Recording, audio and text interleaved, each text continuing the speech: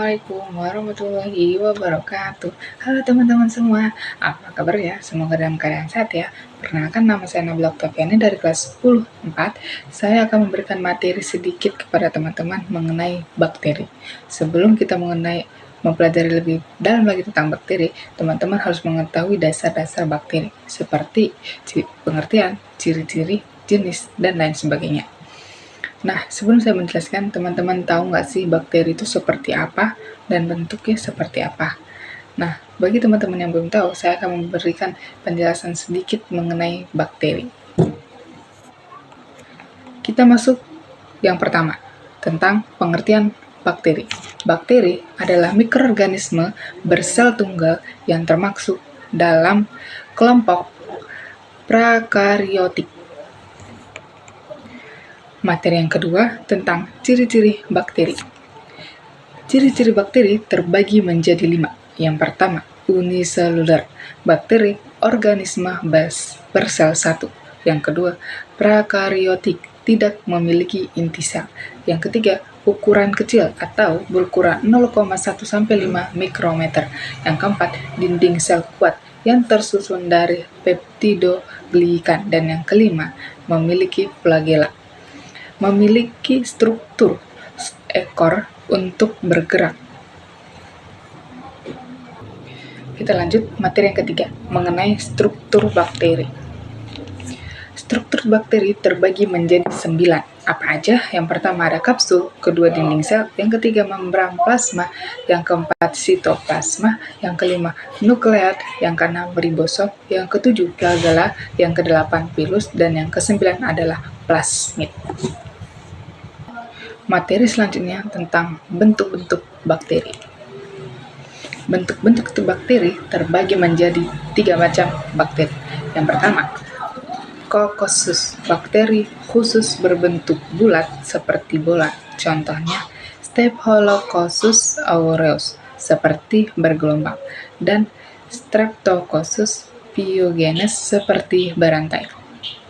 Bakteri yang kedua, Bacillus, berbentuk batang atau silinder, contohnya Escherichia coli dan Bacillus subtilis. Dan bakteri yang ketiga adalah spira.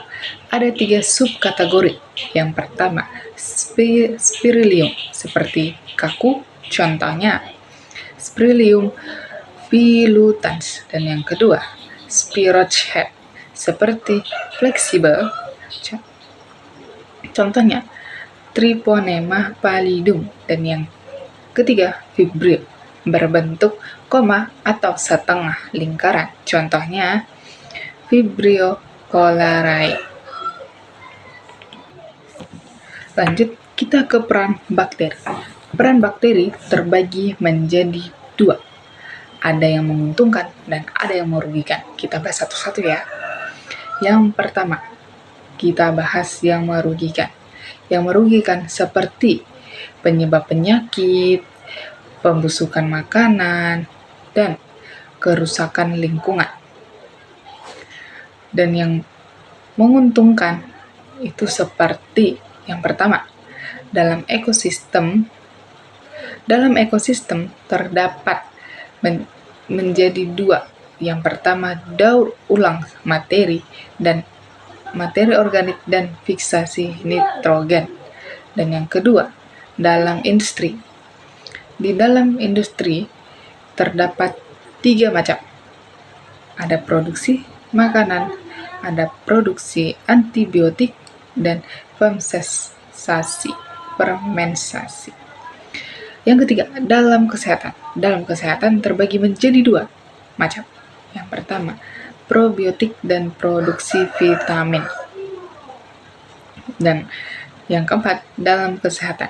Dalam kesehatan terbagi menjadi 2 macam, yaitu yang pertama, bioremediasi dan rekayasa genetika. Lanjut, kita ke pembahasan selanjutnya, sistem produksi bakteri. Sistem produksi bakteri dapat dilakukan melalui 2 cara, yaitu reproduksi aseksual dan reproduksi paraseksual. Kita masuk yang pertama, produksi aseksual.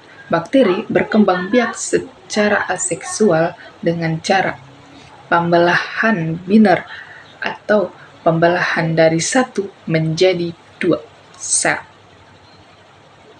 Yang kedua, produksi paraseksual.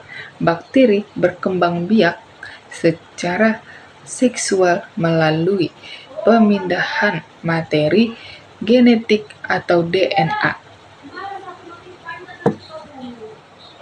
Perpindahan materi genetik dilakukan dengan 3 cara, yaitu konjungsi, transformasi, dan transduksi.